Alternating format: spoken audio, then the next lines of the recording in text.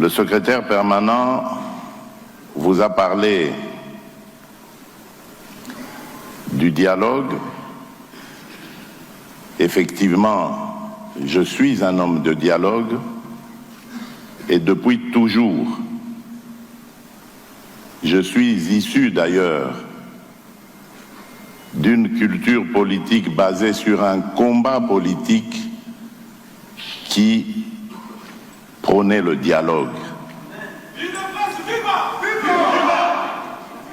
Et donc, je me suis toujours servi de cet instrument qu'est le dialogue pour rassembler, réunir et orienter les décisions de toutes nos résolutions. Et cela ne va pas changer. Voilà pourquoi toujours, comme l'a dit le secrétaire permanent, je ne me laisserai pas distraire par des initiatives prises ci et là.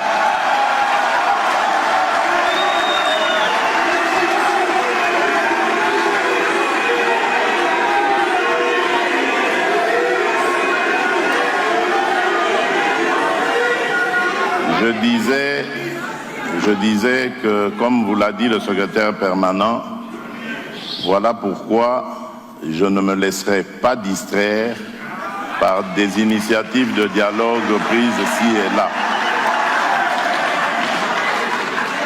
Le dialogue, il est permanent et il doit l'être en République démocratique du Congo.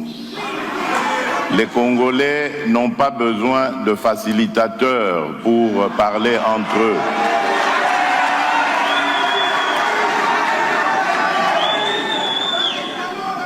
Les Congolais n'ont pas besoin de prendre des armes pour s'opposer les uns aux autres pour terminer par le dialogue. Les Congolais ont démontré qu'ils sont démocrates, qu'ils sont engagés pour la démocratie et l'état de droit dans leur pays. Et si tous les Congolais se mettaient dans cette dynamique, nous n'aurions plus de guerre, nous n'aurions plus des compatriotes qui vont se soumettre à la volonté de certains voisins pour faire du mal à leurs propres frères et sœurs. C'est ce Congo-là ou ces Congolais-là que nous devons combattre jusqu'à notre dernière énergie. Parce que ce sont ces Congolais-là qui retardent le développement de notre pays. Ce sont ces Congolais-là qui favorisent les pillages de nos ressources naturelles, des ressources qui auraient pu contribuer davantage aux efforts que nous faisons pour redorer le blason de notre économie.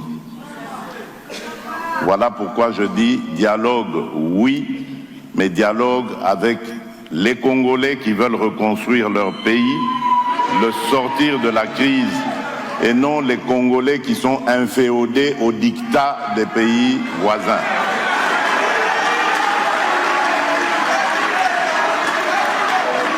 Et en tant que garant de la bonne marche de nos institutions, garant de la cohésion nationale, il n'arrivera jamais de dialogue en dehors de ma propre initiative.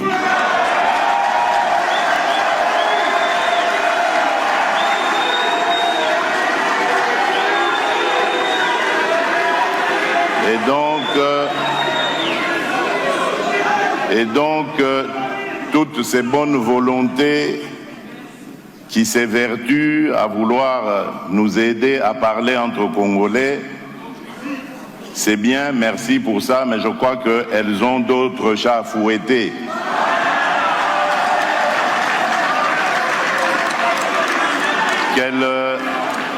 Qu'elles nous laissent régler des problèmes du Congo entre Congolais.